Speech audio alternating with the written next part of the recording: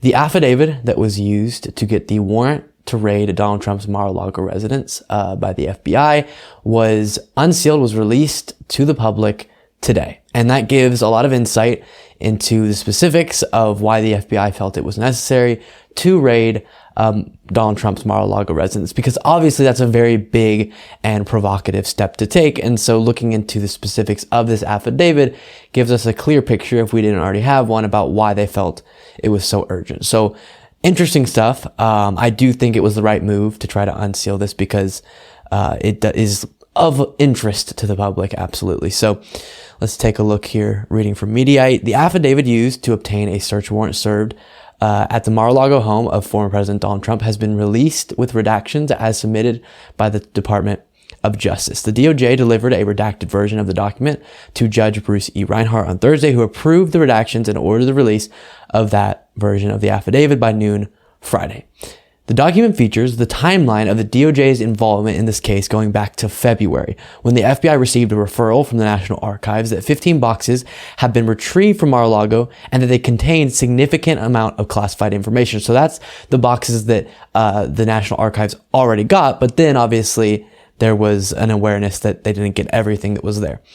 It notably states that there is further probable cause to believe that additional documents have contained classified national defense information or that presidential records subject to record retention requirements currently remain at the premises. Significantly, the affidavit says that there's also evidence to believe that that evidence of obstruction of justice will be found at the premises, which is why the FBI believed that they had to take this extraordinary step. They believed they could find evidence of obstruction, not just the storage of classified documents.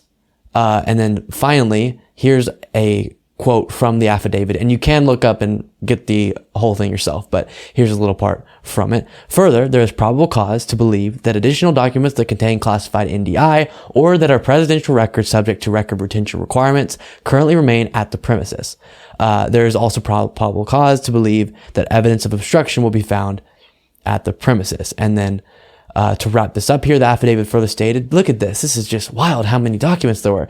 That the FBI's preliminary review back in May of the 15 boxes returned from Mar-a-Lago in January found 184 documents with classified markings, including 67 marked as confidential, 92 marked as secret, and 25 marked at top secret, intermixed with handwritten notes from Trump and other documents. According to the DOJ, Mar-a-Lago was not an authorized and properly secured location for such classified documents, which, yes, I would agree with that. Having all of that classified information, crucial national defense details, and things that he's not authorized to hold, it's not a safe place to have it. And he was asked ahead of time to return everything, and he did not. And so they had to take, admittedly, a very provocative and bold step, but the affidavit at least makes the argument that it was necessary. And I'll give you a little bit of Trump's response on Truth Social. He wrote, affidavit heavily redacted, nothing mentioned on nuclear, a total public relations subterfuge by the FBI and DOJ, or our close working relationship regarding document turnover. We gave them much. What the heck? We gave them much. Judge Bruce Reinhart should never have allowed the break-in of my home, quite literally, not that. He recused himself 2 months ago from one of my cases based on his animosity and hatred of your favorite president, me. What changed? Why hasn't he recused himself on this case? Obama must be very proud of him right now. Okay, so going after the judge directly. You always know that someone's honest and didn't do anything wrong when their reaction to something like this is just to go after somebody personally.